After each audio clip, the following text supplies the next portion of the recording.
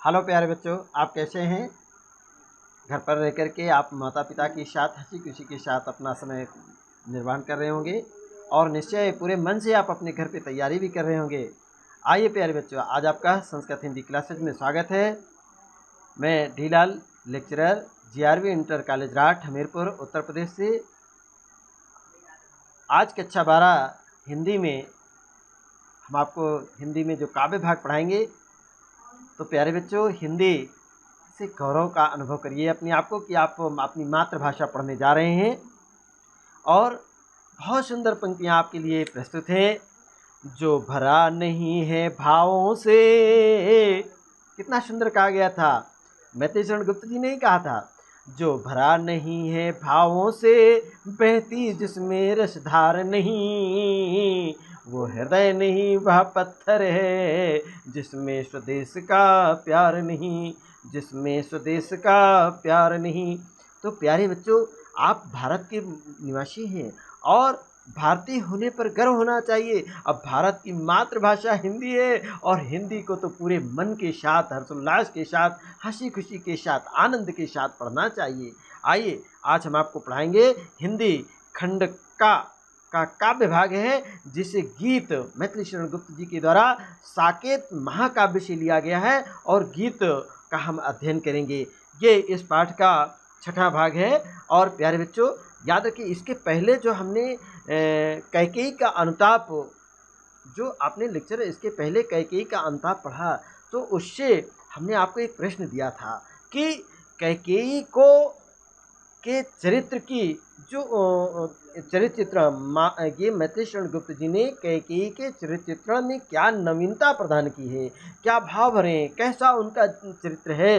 इस कैकेयी अनुताप पाठ के आधार पर आपको सिद्ध करना था। तो ज़रूर आप नोट करके लाए होंगे और कुछ बच्चों ने तो नोट किया होगा और कुछ बच्चे तो ऐसे ही चले आए होंगे। निश्चय बेटा तैयारी करके आना चाहिए। चलिए आप ध्यान दें। देखिए, मैथिली शरण गुप्त जी ने एक विवेकशील नारी की रचना की है कि माता कैकेयी बहुत ही बुद्धिमान विवेकशील थी। और विवेकशील उसे कहते हैं जहाँ पर जरूरत पड़ने पर तुरंत क्या जवाब देना है, प्रत्युत्पन्न मति जिसे कहा जाता है।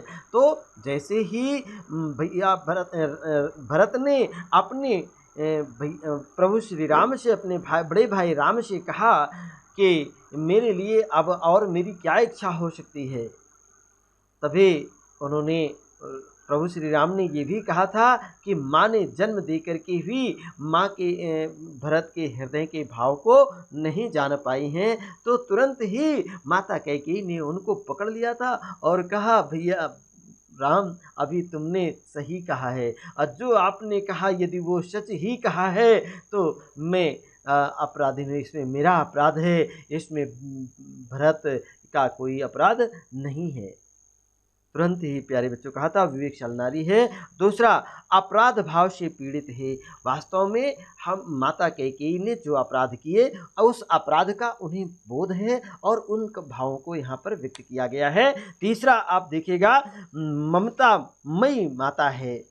माता कैकेयी के अंदर क्या ममत्व है। उन्होंने क्या कहा था कि मैं नरक से भी चिरकाल तक नरक से मैं निवास कर सकती हूँ और कठोर से कठोर दंड को भी सहन कर सकती हूँ, लेकिन मुझे माता का पद, इस भरत से मेरे पुत्र और माता का जो प्रेम, ये पद है, मुझे मातृ पद मुझसे ना छीना जाए। अर्थात इससे सिद्ध हो गया कि कैकेयी एक माता ममतामयी उनका भाव माता है। और प्यारे बच्चों, इसके बाद आप ये भी कह सकते हैं कि स्वाभिमानिनी नारी है। वो स्वाभिमानी थी, अर्थात उनके अंदर स्वाभिमान था।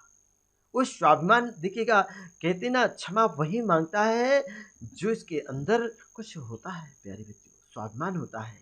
अर्थात माता कैकेयी ने अपने अपराध को स्पष्ट किया और वहां पर उन्होंने क्षमा नहीं मांगा, उन्होंने दंड ही मांगा है। ये उनका स्वाभिमान था कि मैंने अपराध किया है तो उस अपराध का मुझे दंड मिलना चाहिए। तो इसके बाद दीनता से ग्रस्त, इसमें क्या दिया गया, दीनता से ग्रस्त। कैसे दीनता से ग्रस्त?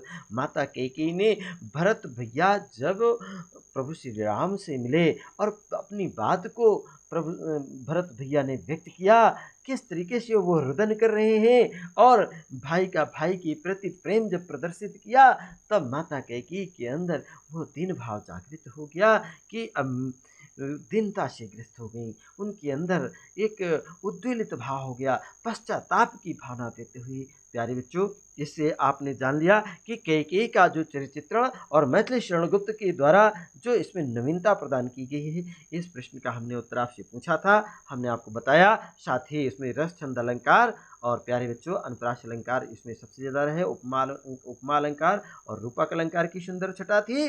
तो अंत्यानुप्रास और छेकानुप्रास, वृत्यानुप्रास के इसमें ज़्यादा उदाहरण थे, आपने इनको अध्ययन किया है। और रस इसमें शांत था, छंद इसमें सवैया था और साहित्यिक खड़ी बोली का प्रयोग किया गया था। तो प्यारे बच्चों, अब आज हम जो पढ़ने वाले हैं बहुत ही सुंदर काव्य है ये रामायण महाकाव्य पर ही आधारित है। मैथिली शरण गुप्त जी ने साकेत नामक महाकाव्य की रचना की है और आज हम बहुत सुंदर गीत का अध्ययन करने जा रहे हैं। और ध्यान दें, नारी यत्र नार्यस्तु पूज्यन्ते रमन्ते तत्र देवता, जहाँ नारियों की पूजा होती है वहाँ देवताओं का वास होता है। आइए पीडीएफ पाठ की ओर चलते हैं। ये गीत आप देखेंगे साकेत से लिया गया है। साकेत से अवतरित निम्न की काव्य पंक्तियों में कवि ने वन को गए हैं लक्ष्मण जी, अर्थात रामचंद्र जी जब वन में गए थे, साथ में लक्ष्मण जी भी उनके साथ गए थे। माता सीता और भैया राम के साथ में लक्ष्मण जी भी गए। और लक्ष्मण जी की जो पत्नी थी उनका क्या नाम था? उर्मिला, आपको मिला।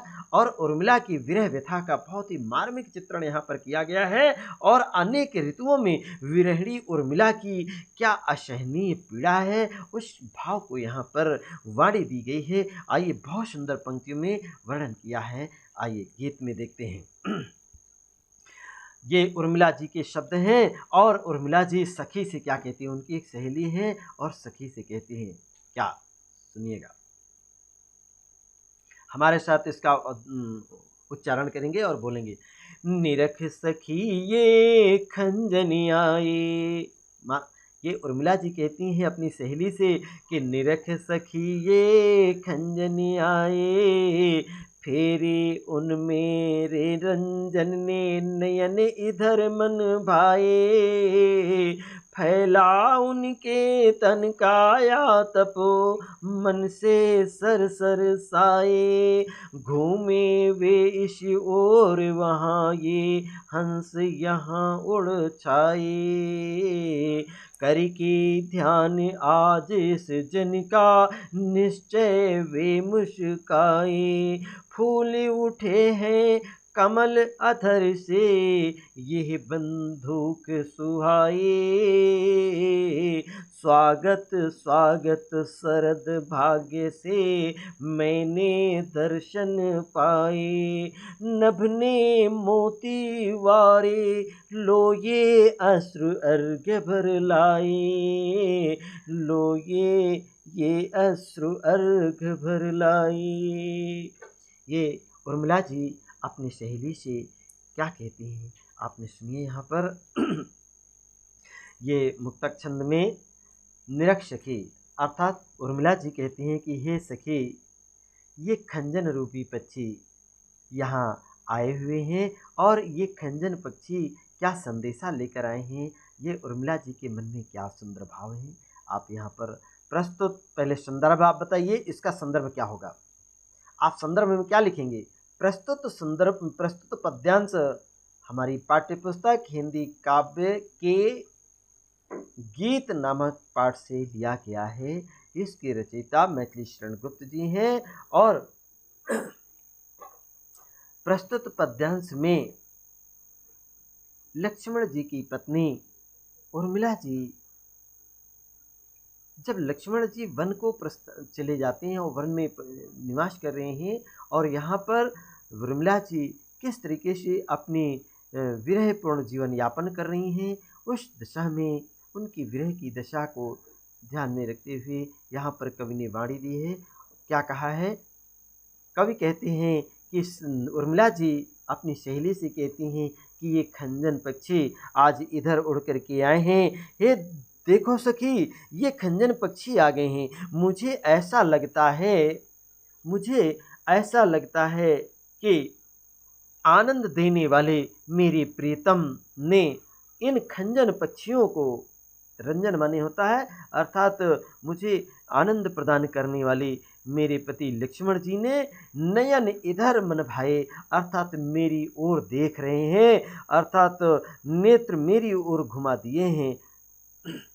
और फिर कहने फैला उनके तन का या तप, अर्थात चारों ओर धूप के रूप में मेरे प्रीतम के शरीर की जो तपस्या की कारण उत्पन्न जो गर्मी अर्थात ताप है वो यहाँ चारों ओर फैली हुई है। आतप माने धूप, ये आप देखें तन का आतप माने शरीर की गर्मी, तन माने शरीर, आतप माने धूप या गर्मी।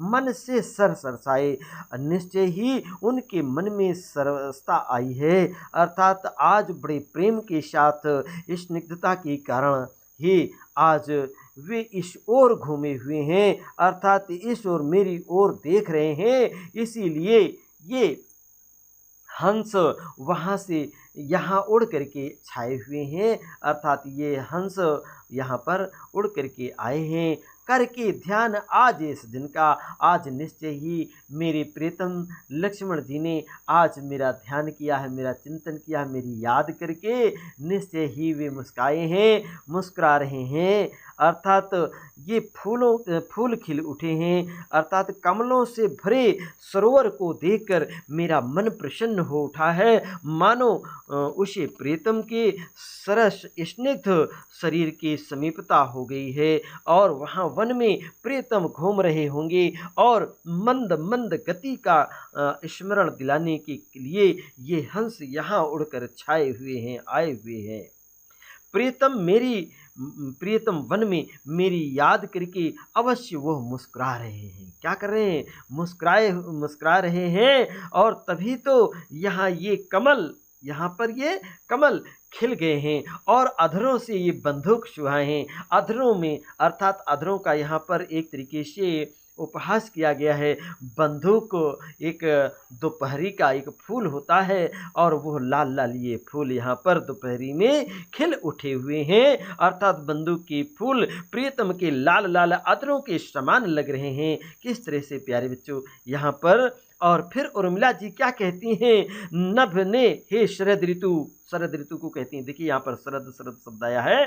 स्वागत शरद, अर्थात उर्मिला जी कहती हैं हे शरद ऋतु तुम्हारा स्वागत है। मैंने बड़े भाग्य से दर्शन पाए, अर्थात आज तुम्हारे दर्शन मैंने पाए हैं। आकाश ने तुम्हारे स्वागत में ओशों की बूंदों के रूप में असंख्य मोती न्योछावर किए हुए हैं। लो मेरे ये नेत्र भी तुम्हारे स्वागत और तुम्हारे सम्मान के लिए आंसू रूपी अर्घ्य तुम्हें प्रदान कर रहे हैं, अर्थात तुम्हारे जलांजलि प्रस्तुत कर रहे हैं।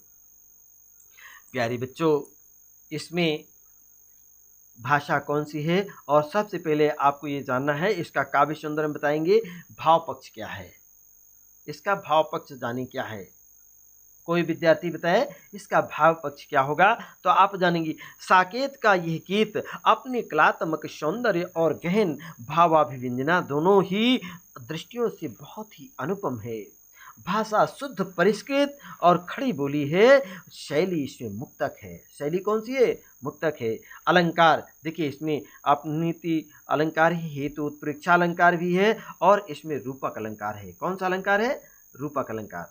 अब इसी के साथ ही इसमें रस कौन सा है? विप्रलंब श्रृंगार। विप्रलंब श्रृंगार कहते हैं वियोग श्रृंगार रस को। वियोग श्रृंगार रस की परिभाषा क्या होती है आप क्या बताएंगे? जहाँ काव्य में रति नामा के स्थायी भाव विभाव अनुभाव संचारी भाव से पुष्ट होकर रस रूप में परिणित होता है, वहाँ पर श्रृंगार रस होता है। और यहाँ पर पति अर्थात उर्मिला के स्वामी लक्ष्मण, उनके पति लक्ष्मण जी वन में निवास कर रहे हैं और उनकी याद में यहाँ पर विरह व्यथा का वर्णन है, इसलिए यहाँ पर वियोग श्रृंगार रस है। और शब्द शक्ति इसमें लक्षणा एवं अभिव्यंजना है।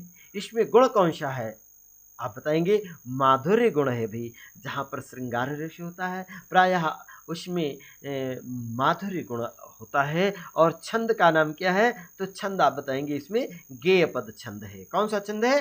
गेय पद छंद है, ध्यान रखेंगे। तो प्यारे बच्चों, ये अब आप चलते हैं अगला पद, इसका देखिए दूसरा पद है। और किस प्रकार से यहाँ पर शिशिर ऋतु वन में फिर रही है उसके बारे में उर्मिला जी के मन में क्या भाव आते हैं, प्रस्तुत पंक्तियां को आप पहले हमारे साथ पढ़ेंगे बड़े ही भाव भंगिमा के साथ। शिशिर, किस प्रकार से उर्मिला कहती हैं, शिशिर न फिर गिरी वन में, जितना मांगे पतझड़ दूंगी मैं इस निज नंदन में। कितना कंपन तुझे चाहिए ले मेरे इस तन में, सखी कह रही हूँ पांडुरता का क्या अभाव आनन में। वीर जमा दे नयन नीर तू यदि तू मानस भाजन में, तो मोती सा मैं अकिंचना रखूं उसको मन में। हंसी गई मैं रो भी न सकूं मैं अपने इस जीवन में, तोत कंठा है देखूं फिर क्या हो भाव भुवन में। तोत कंठा है देखूं फिर क्या हो भाव भुवन में। उर्मिला जी प्रस्तुत पंक्तियों में विरह से पीड़ित उर्मिला शिशिर ऋतु को संबोधित करते हुए क्या कहती हैं, अर्थात संदर्भ आप कैसे लिखेंगे। प्रस्तुत पंक्तियां या प्रस्तुत पद राष्ट्रीय कवि मैथिली शरण गुप्त द्वारा रचित साकेत नामक महाकाव्य के 9वें सर्ग से अर्थात पाठ्य पुस्तक काव्यांजलि की गीत नामक शीर्षक से उद्धृत हैं। अब देखिए इसका हिंदी में कुछ व्याख्या करते हैं। उर्मिला शिशिर ऋतु से प्रार्थना करती हुई कहती हैं कि हे शिशिर ऋतु, तू पर्वतों में और वन में तो इधर उधर क्यों घूमती है? तू जितना पतझड़ मांगेगी मैं इस अपने शरीर से दे दूंगी, क्योंकि जिसका प्रेमी घर से बाहर रह रहा है उसके लिए वह श्रृंगार विहीन होती है। और जिस तरीके से पतझड़ में पेड़ों में पत्ते नहीं होते हैं, उसका श्रृंगार नहीं होता है, फूल पत्तियां नहीं होती हैं, उसी तरह से मेरे जीवन में भी अब कोई श्रृंगार नहीं है। अर्थात जितना चाहिए उतना पतझड़ में अपने इस शरीर से दे दूंगी। तुझे अपने नंदन वन के समान इस शरीर से ही दे दूंगी। अर्थात तात्पर्य है कि पतझड़ में वृक्षों के पीले पीले पत्ते झड़ते रहते हैं और उर्मिला अपने शरीर के विभिन्न अंगों को ही पत्तों के रूप में प्रस्तुत करती हैं, क्योंकि वियोग के कारण उनका शरीर पीला पीला हो गया है, अर्थात पीले पड़कर नष्ट होते जा रहे हैं। यदि तुझे कंपन चाहिए, अर्थात यदि तुझे दूसरों का कंपन ही अच्छा लगता है तो तुझे जितनी भी कंपकपी चाहिए, जितना तुझे कंपन चाहिए वो मेरे शरीर से तू ले ले, क्योंकि प्रिय के वियोग के कारण, विरह के कारण इस शीत शरीर में निरंतर कांपती रहती हूँ। अर्थात उनकी याद में मैं इतनी जर्जर और कमज़ोर हो गई हूँ। इस शिशिर ऋतु के समय, शीत ठंडी के समय मेरे शरीर में कंपन रहता है। तो प्यारे बच्चों, इस प्रकार से कैकेयी के जो भाव थे वह आपने सुना। और साथ ही फिर वो कहते हैं कि हे शिशिर ऋतु, यदि तुझे पीलापन ही अधिक पसंद है तो पांडुरता का क्या भाव आनन इस वन में, अर्थात तू मेरे इस मुख से ले ले, क्योंकि सखी कह रही है कि मेरे मुख पर पीलेपन की कोई कमी नहीं है। अर्थात विरह के कारण मेरा मुख पूरी तरह से पीला पड़ गया है। हे वीर जमा दे, यदि तू मेरे मान रूपी पात्र में मेरे नेत्रों के जल को जमा दे तो मैं गरीब उसे अपने मन में मोती सा बहुमूल्य समझ करके सुरक्षित रख लूंगी। अर्थात मैं अपने आंसुओं को अपने मन ही मन पीती रहूंगी और धैर्य धारण करती रहूंगी। मेरी हंसी चली गई और क्या मेरी हंसी चली गई, क्या मैं अपने इस जीवन में रो भी ना सकूं? अर्थात यदि मेरा रोना और हंसना दोनों ही बंद हो जाएगा तो फिर मैं जीवित कैसे रह सकूंगी। अर्थात ऐसी स्थिति में मैं ये जानने के लिए आतुर हूँ, मैं ये जानना चाहती हूँ कि इस संसार में हंसना और रोना दोनों ही छिन जाने के बाद मेरे इस भाव रूपी संसार में फिर क्या हलचल शेष रह जाती है, फिर क्या बातें शेष रह जाती हैं। अर्थात मेरे हृदय में और कौन से भाव उत्पन्न हो पाएंगे। प्यारे बच्चों, प्रस्तुत पंक्तियों में शुद्ध परिष्कृत भाषा खड़ी बोली है। अर्थात इसमें कौन सी भाषा है तो आप बताएंगे शुद्ध परिष्कृत खड़ी बोली है। शैली इसमें कौन सी है, मुक्तक शैली का प्रयोग किया गया है। प्यारे बच्चों, इसमें मानवीकरण अलंकार है, क्योंकि वो शिशिर ऋतु को एक मानव को मान करके उनसे बातें कर रही हैं, तो यहाँ पर मानवीकरण अलंकार है। इसमें रूपक अलंकार भी है, उपमा अलंकार एवं काव्यलिंग अलंकार तथा अनुप्रास अलंकार की सुंदर छटा है। इसमें वियोग श्रृंगार कौन सा रस है, वियोग श्रृंगार रस, जिसे हम विप्रलंब श्रृंगार कहते हैं। प्यारे बच्चों, शब्द शक्ति कौन सी है इसमें, लक्षणा और व्यंजना। इसमें गुण कौन सा है आप बताएंगे, माधुर्य गुण है। इसमें छंद का नाम बताइएगा तो आप क्या बताएंगे, इसमें गेय पद छंद है। तो प्यारे बच्चों, अब इसी के साथ ही अब हम आगे चलते हैं। ये आपका तीसरा पद है। उर्मिला जी के द्वारा क्या भाव हैं, किस तरीके से अपने भावों को व्यक्त करती हैं। मुझे फूल मत मारो, उर्मिला जी क्या कहती हैं, मुझे फूल मत मारो, मैं अबला बाला वियोगिनी, कुछ तो दया विचारो, हो कर मधु के मीत मदन, पट तुम कटु गरल नगारो, मुझे विकलता तुम्हें विफलता, ठहरो श्रम परिहारो, नहीं भोगनी यह में कोई, जो तुम जाल पसारो, बल हो तो सिंदूर बिंदु यह हर नेत्र निहारो, रूप दर्प कंदर्प तुम्हें तो मेरे पति परिवारो, अल्लो मेरी यह चरण धूलि उस रति के सिर पर धारो, लो यह मेरी चरण धूलि उस रति के सिर पर धारो। प्यारी बच्चों, प्रस्तुत पंक्ति हमारी पाठ्य पुस्तक हिंदी काव्यांजलि के गीत नामक पाठ से ली गई है, जो राष्ट्रीय कवि मैथिली शरण गुप्त जी द्वारा विरचित साकेत महाकाव्य से ली गई है। और इसमें बसंत ऋतु का सुहाना समय है, चारों ओर खिले फूल अपने अपने रंग रूप में अपूर्वता मादकता बिखेर रहे हैं, परंतु गृहिणी उर्मिला को उस वसंत ऋतु का विकास और फूलों का रंग ये बहुत ही कष्टकारी और पीड़ा दे रहा है। उनके अंदर ये वियोग की अग्नि और प्रज्वलित कर रहे हैं। तो उर्मिला क्या कहती है, व्याख्या आप देखेंगे। उर्मिला काम व्यतीत होने पर कामदेव से प्रार्थना करती हैं कि हे कामदेव, तुम मुझे अपने पुष्प वाणों से घायल मत करो, क्योंकि एक तो मैं अबला हूँ, अर्थात अबला वियोगिनी हूँ, और दूसरी मैं वियोगिनी भी हूँ, और तीसरी युवती हूँ। इसलिए मेरी इस दशा को देखकर मुझ पर कुछ तो रहम करो, दया करो, और मुझे तुम फूल न मारो।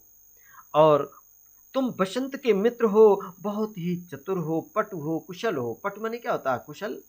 तुम कटु गरल न गारो, कटु माने कड़वा, और गरल माने विष अब ना गारो, मतलब अर्थात विषपान मत कराओ, अर्थात इतनी निष्ठुरता मत दिखाओ। तुम्हारे पुष्प बाण के प्रहार से मेरा मन व्याकुल होता है, और तुम्हें असफलता हाथ लगेगी। मुझे विचलित करने के लिए तुम्हारा यह जो परिश्रम है ये व्यर्थ हो जाएगा। तुम मुझ पर मैं कोई ठहरो, तुम रुको, और ये अपना जो परिश्रम है बेकार मत करो, अर्थात अपनी थकान को दूर कर लो।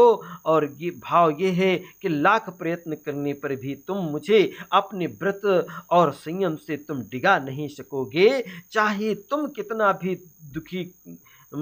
ही दुखी क्यों ना दे दो, अर्थात कितना भी मुझे सता लो, मैं कोई भोग विलास की इच्छा रखने वाली करने वाली कोई विलासिनी नारी नहीं हूँ, अर्थात जिसे अपने जाल में तुम फंसाने का अर्थात के लिए तुम निरंतर प्रयास ये प्रपंच कर रहे हो।